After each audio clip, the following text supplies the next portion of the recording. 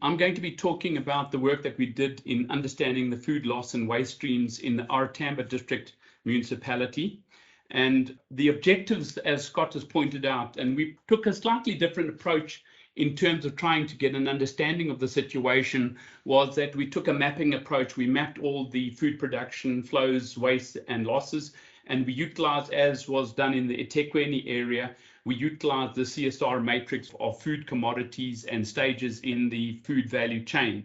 And really what we were trying to do is to gain a deeper understanding of the inputs coming into the value chain and the outputs in terms of waste and loss and recycling in that particular situation. So just to tell you a little bit about the approach that we took each of the commodities and we then looked at them in relation to the different stages of the food value chain. We then went about the process of collecting data for each of the commodities and each of the stages in the OR Tambo District Municipality. So what that really involved was looking at the distribution of food production by different commodity types, looking at where the different storage facilities, processing and packaging, warehousing, distributors, and modern and traditional trade facilities were located, and quantifying them using a spatial approach. And then we also looked at it from a point of view of gaining an understanding of the size of the population, both the residential and working population, but also in terms of the size of the businesses that exist within the commercial and industrial areas. And we also looked at the extent to which there are landfills and the recycling and other facilities in those particular areas. Now, we followed a similar approach to eThekwini in that we did engage with a number of stakeholders, more than 38 in total. Some of them were interviewed, but some of them were engaged with to get access to information. And we utilized that information to develop proxies in terms of the size of the production as well as the waste that was generated in the different stages of the food value chain. And one of the valuable approaches in terms of utilizing mapping is that we were able to give a first attempt at quantifying the extent of food flows, waste, and reuse within a rural district municipality like OR Tambo. So just very briefly, just to tell you a little bit about OR Tambo District Municipality, many of you will know where it is located. It's on the east coast of South Africa in the province of Eastern Cape. It has 5 local municipalities which are shown on the map, which includes King Sabata del Nyebo, Nyandeni, Plontlor area, Port St. John's, and Kuza Hill. And apologies for my pronunciation. It is predominantly a rural area with more than 54% of households living in traditional dwellings. It has a population of about 1.5 million people, and those 1.5 million people live in just over 300,000 households. It has a very young population with 52% being in the 0 to 19 years of age. It also has a fairly high unemployment rate with 37%, and it is one of the higher unemployment rates in terms of the Eastern Cape province. And what one finds in this particular community in terms of economic development is that the largest GDP sector is services, which means that the most income is coming from the government officials, the nurses, and the teachers that are employed within this particular area. So it has a very weak resource-based economy with only 1% of the GDP coming from agriculture and then 5% from manufacturing as an example. There's also about 66% or 2/3 of the population are considered to be living in poverty. But over and above these aspects, there's significant opportunity by looking at this information in terms of the agricultural potential for OR Tambo, for a wide range of agricultural produce to be produced in this area. And if one pursues industries which support the local food production, manufacturing, and the circular economy, there could be quite a significant stimulus of the economic growth in this particular area. And one of its biggest competitive advantages is that it has high levels of rainfall, it has a moderate temperature climate, and as a consequence, it can produce a broad range of agriculture with the quite extensive water resources that it has available in this particular area. So just to look at the food value chain in the OR Tambo area, so we've got the stages of the food value chain up at top here, which includes production, post-harvesting, processing and packaging, wholesale and retail, and then consumption. And then these are the commodities that we focused on. What one can see immediately in terms of production is where the most amount of production, and the coding here gives you an indication of the extent of production within those particular areas. So you can see very quickly that there's quite a lot of production coming in from the roots and tubers or potatoes and fruit and vegetable within the area, then followed by cereals and meat production through livestock. And what one can then see in terms of the remaining aspects of this table is the extent of waste would be generating from these different food commodities in the different stages. So what one sees is that as one moves from this side to this side, the intensity of the color increases and the extent of waste production increases, with the most significant amount being in terms of consumption, as was the situation in eThekwini, because there are particular stages or commodities that are not clearly visible within OR Tambo. There are particular areas where there isn't seen to be any waste being produced. So the most waste that is being produced based on the study that we did was in terms of fruit and vegetables and meat and poultry. And I'll go into a little bit more detail a little bit later. In order to look at this thing holistically, we wanted to look at what is the extent of food production within the OR Tambo municipality. As you might know, most of it is subsistence agriculture, which includes maize production, red meat production, vegetable and fruit. It has about 87,000 hectares under subsistence agriculture, which is mainly in the form of yellow and white maize. And it has got about 256,000 hectares, which are grassland and predominantly used for the grazing of community cattle. There's very little commercial agricultural production happening in the area. There are tea plantations down here. There are also some small scale crop and vegetable and fruit production areas over here. Historically, there were a number of dairies within the OR Tambo area, one in the vicinity of Port St. John's and another one in Umzikantu, but those two dairies have closed down. And what we are seeing is that there is an agri-hub that has been established by the Department of Agriculture called Labazi, and it would seem that this Labazi small-scale vegetable and fruit producers is starting to get some momentum. So we're hoping that that would be a good contribution towards economic development in this area. But if you look at data provided by the South African Crop Estimates Committee, what they show is that there is no commercial crop production emanating from OR Tambo, where in comparison to the districts surrounding OR Tambo, you find, for example, Chris Hani in the west has got 24,000 hectares under commercial cropping. So as a commercial area, it has not got a lot of activity happening in it, which is something which affects the circular economy.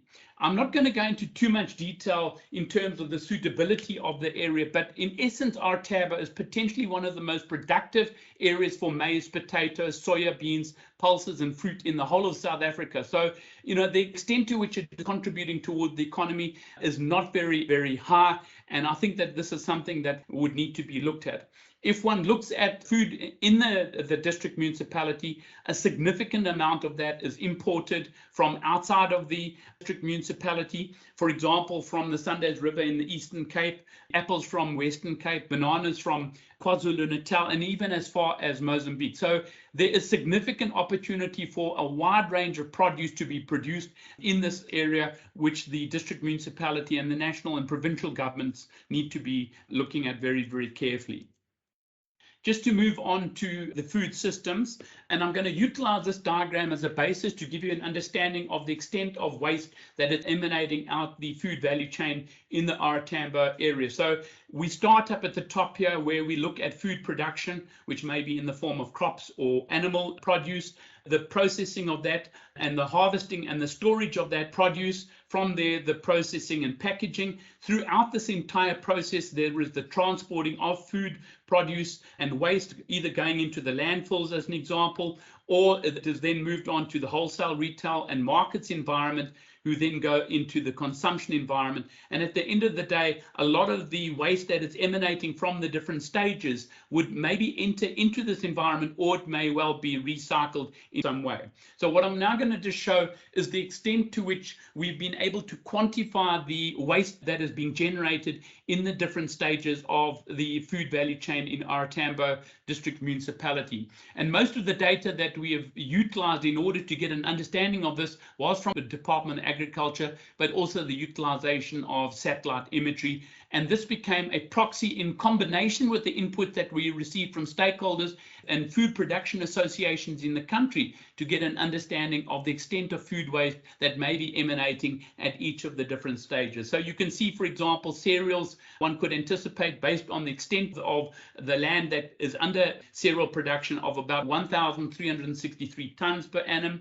Potatoes, 32,000 tons per annum, fruit and veg, 32,000 tons per annum, and meat would be 1,951 tons, which would give a total of about 68,000 tons, which would be coming out of this environment if it was based on these proxies provided by these organizations. However, because of the subsistence nature of agricultural production in the area, these food waste values will be significantly lower. And very importantly, what waste is generated in terms of food production is largely processed on site. If we then go to look at post-harvesting and storage, one of the few storage facilities that OR Tambo does have is the Umzikantu Red Hub. Now, the silo stores about 2,250 tons of maize annually. Of that, only 23 tons are produced, and all of that goes to animal feed. We don't see any other sorts of facilities that do post-harvesting storage because of the low food production processes within OR Tambo. So this was one of the few that was identified in the Umzikantu area. If you then look at processing and packaging, the Umzikantu Red Hub mill also exists, so it has different processes, one of them being a cleaning process, which produces about 20 tons per annum. It also has the milling of the maize, produces 23,000 tons, and all of this waste goes to animal feed, which is then made available to farmers in the area. There is also the Umzikantu Red Meat Abattoir, which is based in Mthatha.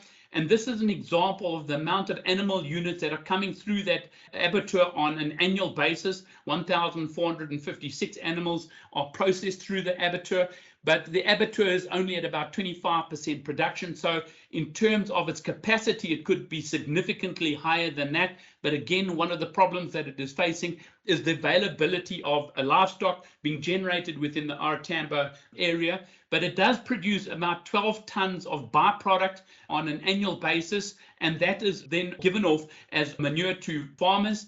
It also has about 1.8 tons of byproduct, which it cannot release in any particular way, which is incinerated on site, and then the remaining, which is not usable because of bylaws and legislation, then goes to the landfill. There is also the Chicken World Abattoir just outside of Mthatha. It processes about 228 tons of chickens per annum. Of that, only about 0.4% is waste.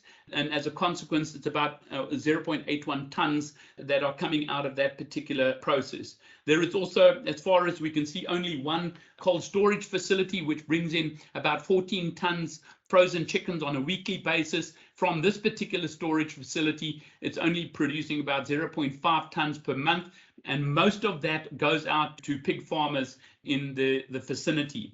Looking at the wholesale, retail, and markets which exist within OR Tambo, and these figures were provided to us by Tata Waste, which is a commercial waste processing company in Mthatha. On a daily basis and a weekly basis, they go and collect waste, and they are able to quantify the extent to which that waste is wet waste and what percentage of that is food waste. So, for example, in the wholesale facility that exists in the greater OR Tambo district, they're looking at about 3.2 tons of food waste coming out of the wholesale sector, which is a very small proportion of the total wet waste. And if one looks at all of the wholesale facilities in the area, then you can see that it's approximately about 44.8 tons per annum of food waste coming out. The retailers, they're producing about 380 tons of food waste. They were able to collect data from particular retailers. We had quantified the number of retailers in that area, so we were able to calculate what this value is. And this value is only about 8% of the wet waste. And this also excludes the food waste that has already been taken by the pig farmers. And as you can see, pig farming seems to be a very, very important mechanism by which food waste is being handled in the district. The car fresh produce market, and again, it is only at about 25% capacity at this moment in time. it has about 12 tons per annum of discard. And all of this goes to landfill. And the reason for that is because of major issues with health and, of course, the regulations in relation to that. If we look at the red meat environment, a very small percentage, only between 0.5 and 2%, is lost due to machine waste, and between 5 and 7% is lost due to the sell-by date being exceeded. But all of this is processed, so very little byproduct is coming out of the meat environment, as well as the poultry industry, where about 0.4% is waste, which equates to about 24 tons on an annual basis. And again, as I showed you in the graphic earlier on, most of the waste is coming out of the consumption stage of the value chain. And again, we were able to engage with stakeholders within OR Tambo, like Tata Waste and Vermigrand, to get a handle on how much waste is being generated in this particular environment. So from all the shopping centers in OR Tambo, which we had quantified, there's about 96 tons which was produced. The restaurants produced about 166 tons. Hotels, 1,920. The hospitals are producing 2,900 tons. Primary schools, through their school feeding schemes, are producing in excess of 23,000 tons. Again, a lot of this waste is being utilized by pig farmers in the district. Businesses, a much smaller amount, and then households, quite a significant amount of 153,000 tons in the OR Tambo district. And just to emphasize that in terms of the processing of waste, a lot of that goes to the 8 operational landfill sites in the local municipalities, OR Tambo District Municipalities. There are 12 buyback centers, and in the district there are about 640 waste pickers that have been employed to bring about the recycling of waste. So if one looks at this information, and again, the emphasis is that this is in relation to only the urban areas, Umtata and the towns in OR Tambo, they have calculated from the IWMP that the total waste which is produced in the area is about 331 tons per annum. And only 30% of this is food waste, which equates to 99,000 tons of food waste in this area. If we then go to look at the work that we have done and the extent of waste that is being generated across the whole of OR Tambo, taking both urban and rural areas into consideration, one can see that if you look at the 99,000 tons of food waste versus the 182,000 that we have calculated from this particular study, it just shows you that there is a significant amount of food waste being generated in the area, which could be utilized in terms of the circular economy in the area. So their quantification by the IWMPs is 46% lower than what we have calculated in terms of the approach that we have utilized. So just to end off the presentation, some key lessons and opportunities. One of the key things that came out of this study is that there is significant opportunity to bring about a bolstering of the entire food chain system, from food production to all infrastructure associated with that, to bring about the filling up of the Kaya fresh produce market, the Umzikantu Abattoir as an example, and this would bring about a significant contribution to economic development in OR Tambo District Municipality. There is no doubt that further research needs to be done. A validation process needs to be looked at to take these results and say, did we fully quantify all of the different stages of the different commodities versus the different food value stages in the food value chain? In terms of the integrated waste management plans, there are problems with the landfills and the buyback centers. They're not necessarily working as effectively. Some of them are, in fact, not fully operational, especially the weighbridges. So the ability to quantify the extent of waste and food waste coming out of the different municipalities cannot be effectively quantified. So from this, we are saying that there is opportunity for the circular economy, and for this to be accomplished, the best way to approach it is through the development of public-private partnerships with organizations like Tata Waste, which are very involved in the commercial side of things, but could also be further involved in separating of the food waste from wet waste, as well as organizations like Vermigrand, which is an NGO, which takes food and converts it into compost, but it's also looking at the conversion of food waste into biofuels as an example. So public-private partnerships are going to be the way that a lot of the food waste can be dealt with in OR Tambo. And then in order for this to be accomplished, significant funding needs to be made available, especially for special initiatives like, for example, the processing of food waste, which is coming out of the school feeding schemes in the thousands of primary schools that exist in OR Tambo. So if these sorts of initiatives can be funded, and it needs to be over a minimum of 10 years, it will bring about an effective and sustainable circular economy in the OR Tambo District Municipality.